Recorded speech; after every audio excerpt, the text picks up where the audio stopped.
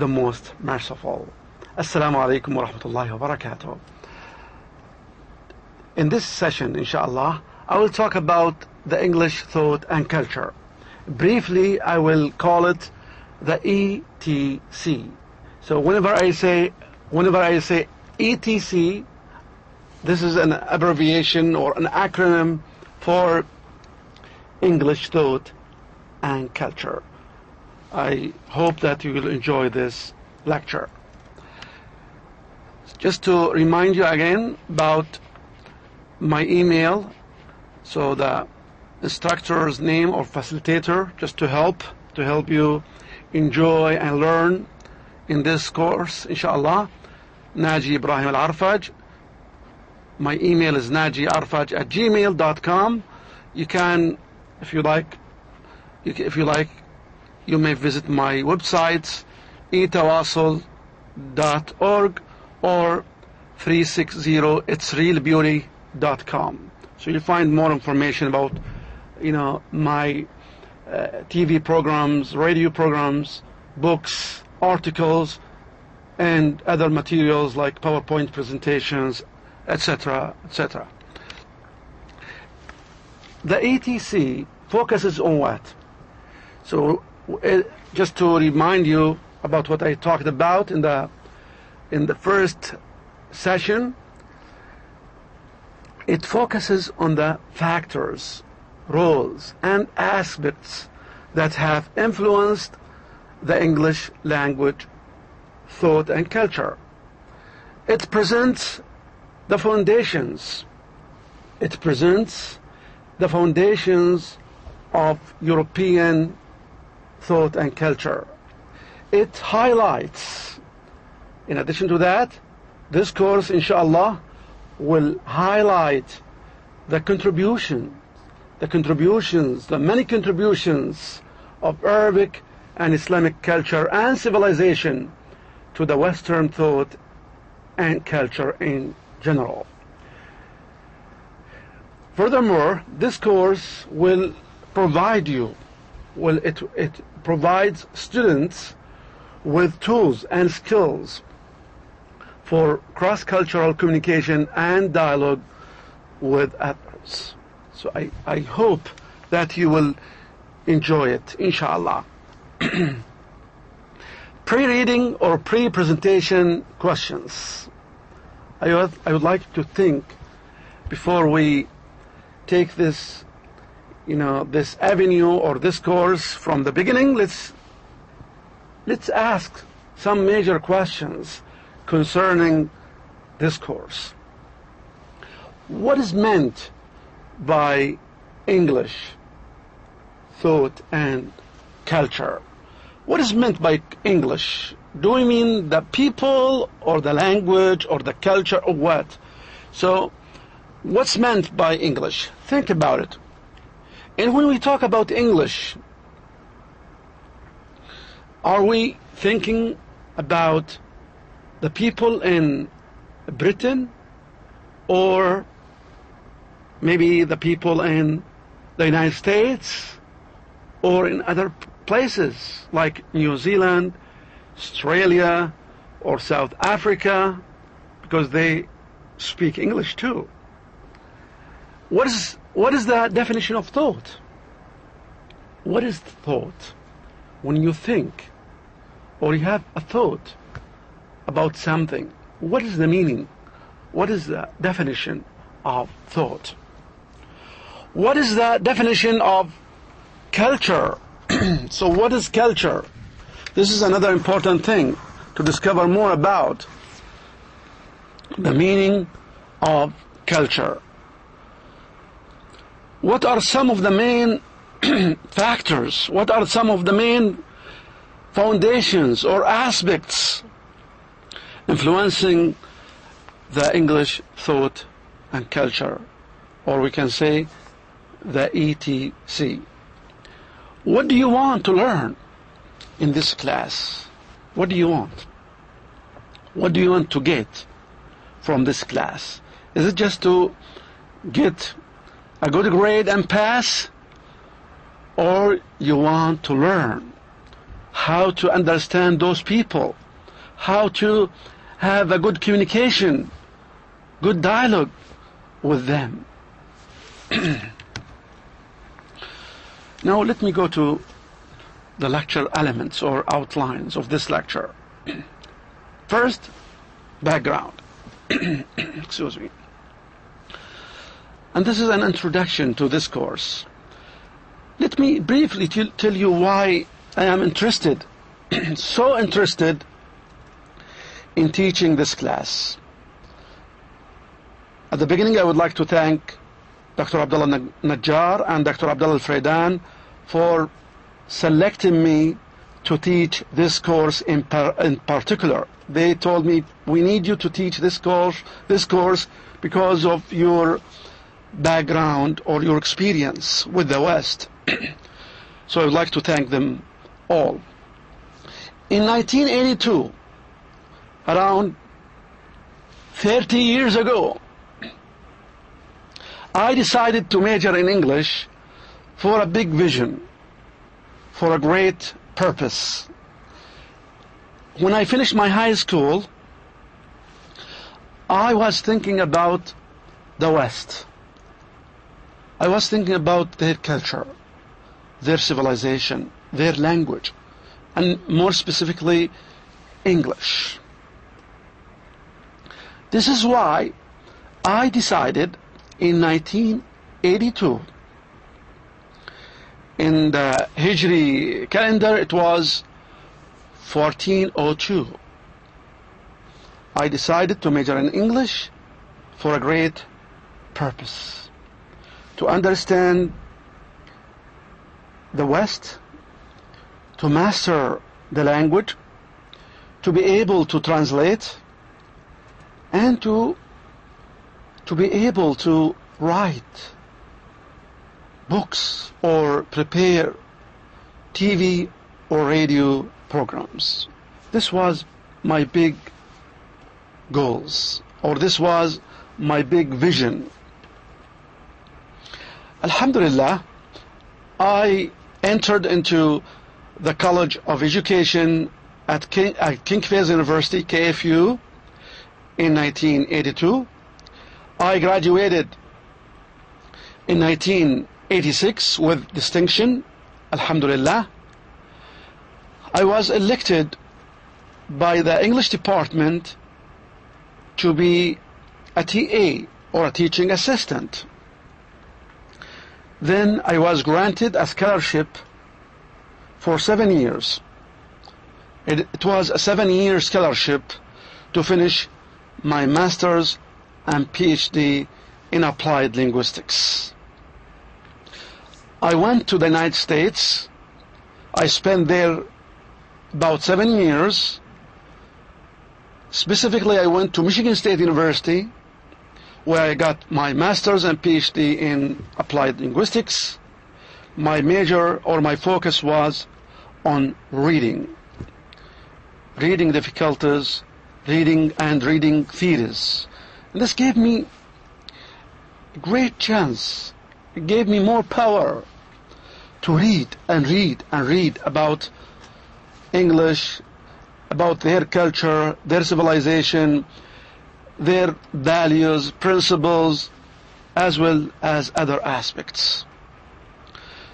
Americans say, knowledge is power, and the reading of power is so great. Try to read. This is my brotherly advice to you, my dear brothers and sisters. Actually, you are like my children, males and females. You are like my children. So I would like to give you the gist, the spirit of what I have learned during the last 30 years. So think big, think smart. Now, when you read, when you major in English, when you study, don't think about just passing, just finishing. Let me finish it. Make it a great learning experience for you. Enjoy it. Have fun when you learn. Don't make it a bad or don't make it a problem. Don't make it a bad thing to think about. Oh, study, I don't like it. On the contrary, enjoy it. استمتع بها. Enjoy your study. So this is a quick and brief introduction or background about why I like and I was selected to teach this course. Thanks for Allah subhanahu wa ta'ala.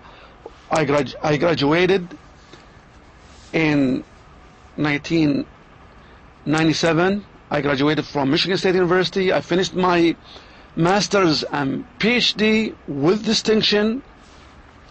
I went back home. I went back to our great country, Saudi Arabia.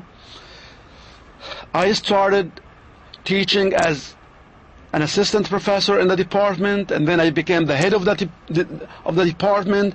I had other projects, other activities concerning dialogue and cross-cultural communication. I have a center. It's called the International Communication and Dialogue Center. You can go to my website if you like to go to my website, if you like, to get more information and more pictures about our center. I traveled to many countries. I went to the United States, Canada, the UK, Spain, France, Germany, Italy, you name it, more than 50 countries. So I learned a lot from interaction, from communication with others. Thus, I am so interested to share this, or to share my experience, or to teach this course. Definitions. Let's go now to definitions. This is the second part I would like to talk about in this session, or in this class. Then we will talk about foundations and factors influencing the ETC, or the English thought and culture. What are the factors? What are some of the foundations, some roles, some aspects that have influenced the ETC, or the English thought and culture? Definitions. These are main terms or main names that I would like to share with you in this class or in this lecture. English, thought, culture. What do we mean by that?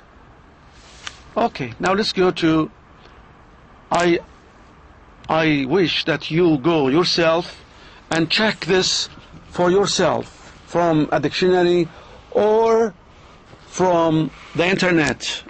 You have a great resource, that is the internet. I went to the internet, as you see there, English from Wikipedia, the free encyclopedia. So what do we mean? What do we mean by English? So English is a West Germanic language that was first spoken in England and is now the most widely used language in the world. It is spoken as a first language by a majority of the inhabitants of several nations, including United Kingdom, the United States, Canada, Australia, Ireland, New Zealand, and by the way, also as I told you, in South Africa, I have been to South Africa, they speak English too. We have also a number of Caribbean nations. It is the third most common native language in the world, after Chinese and Spanish. It is widely learned as a second language, and this is what we go through. You and I, we use English as a foreign or a second language. It's widely used in the world as a second or a foreign language. And it is an official language of the European Union, many Commonwealth countries, and the United Nations, as well as in many world organizations. English arose in the Anglo-Saxon kingdoms of England. Anglo-Saxons.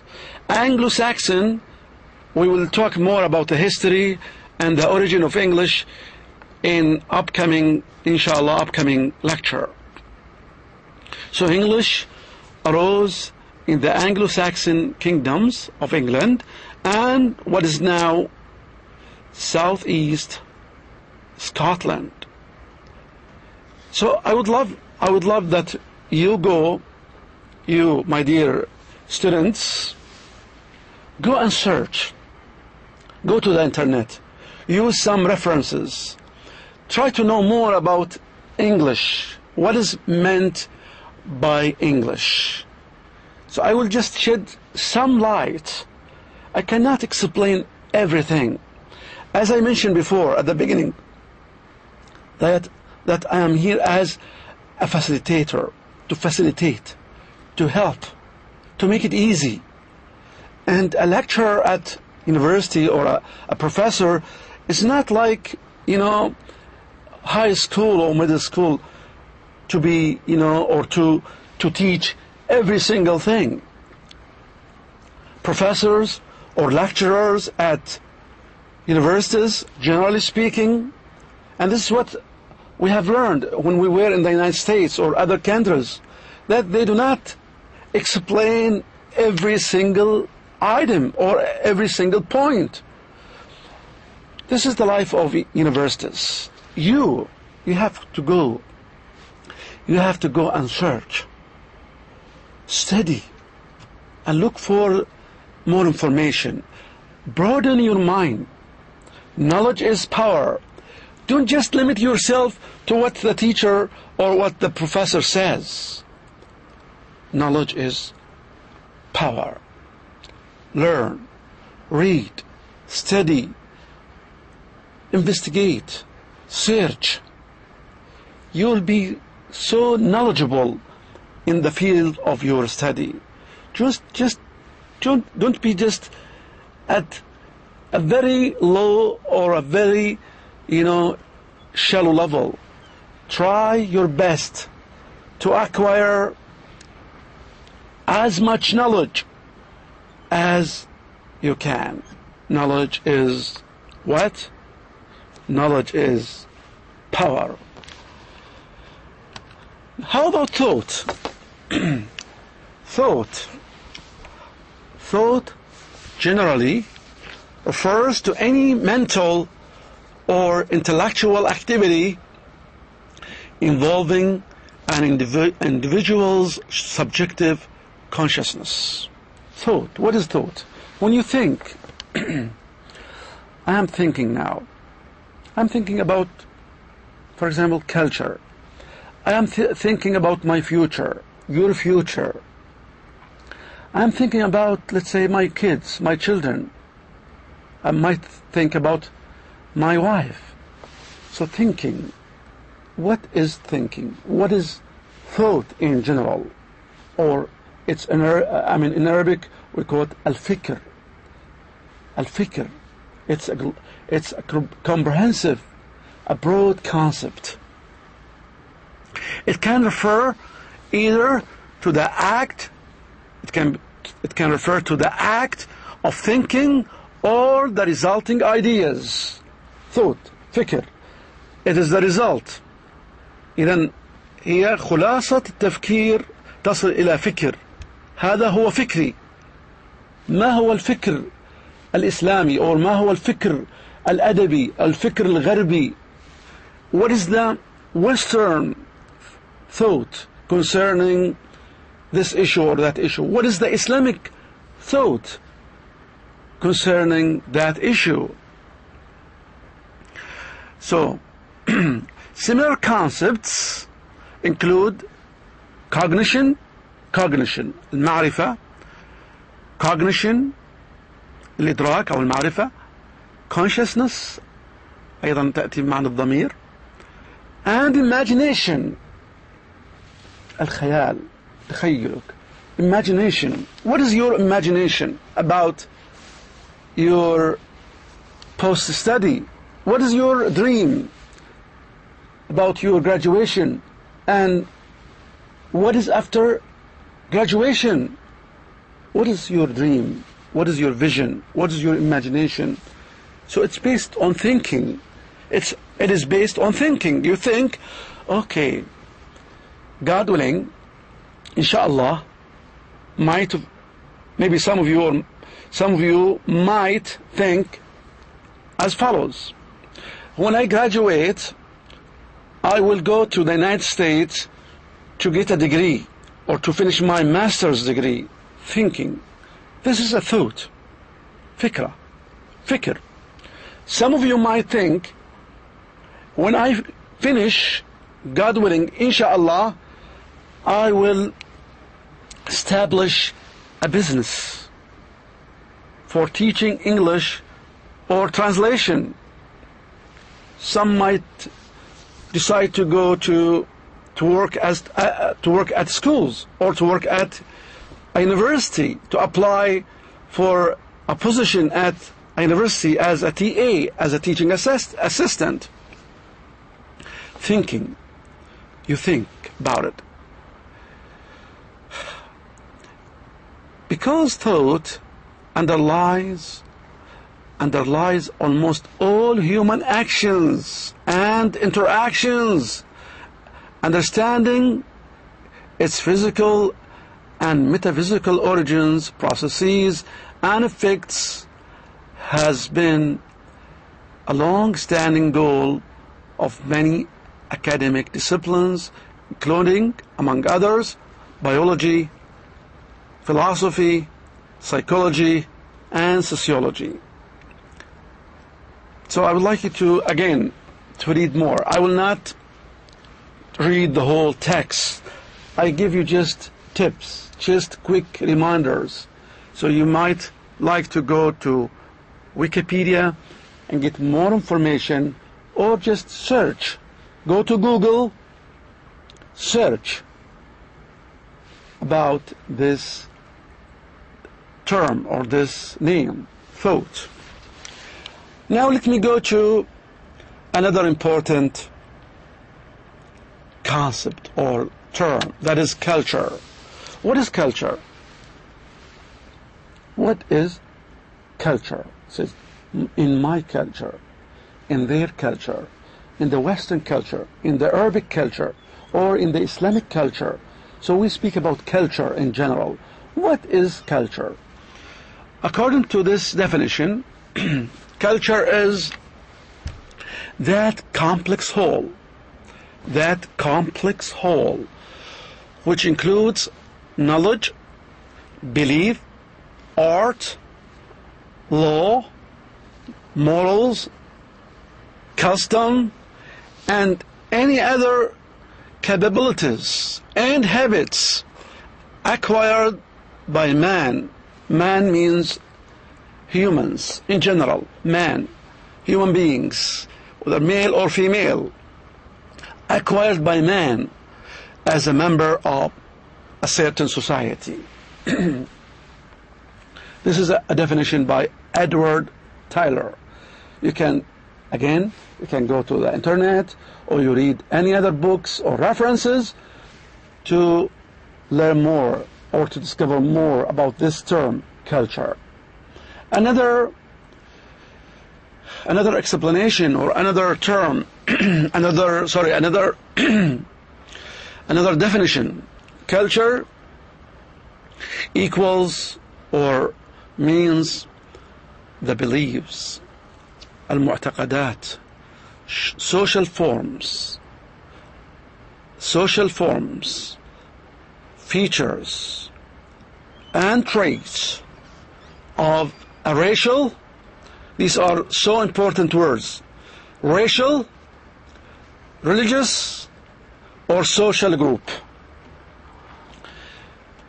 So we are talking about the culture in general reflects the culture in general reflects the beliefs, the social norms or forms, norms, another word, norms, اتجاهات, forms, أشكال, features and traits, خصائص وسمات of a racial, religious or social group. إذا مجموعة من الناس سواء لها جانب عرقي أو ديني أو اجتماعي. أي مجموعة, any group have this common culture.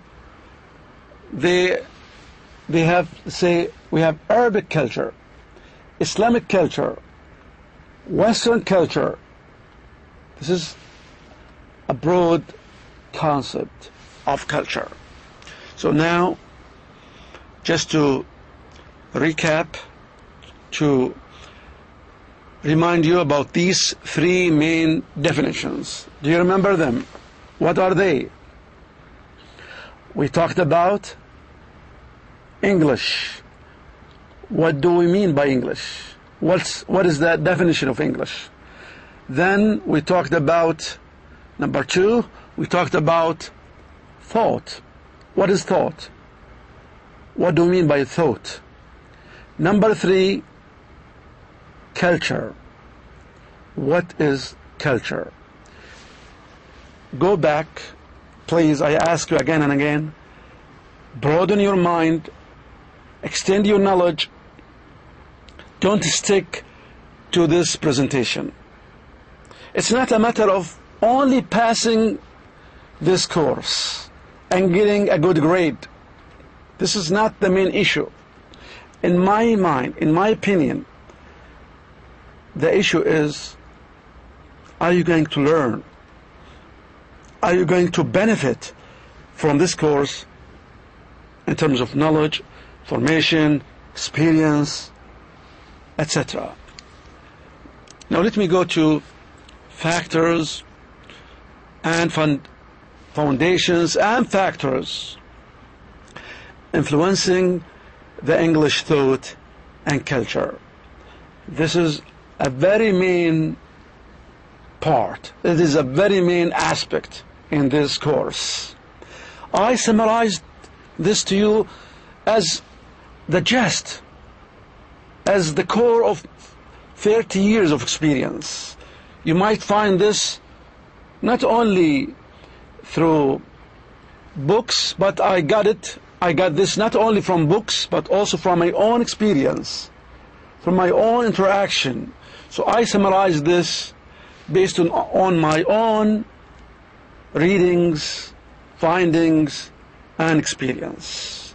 So you might not find these factors, these 7 factors, in one single book or textbook.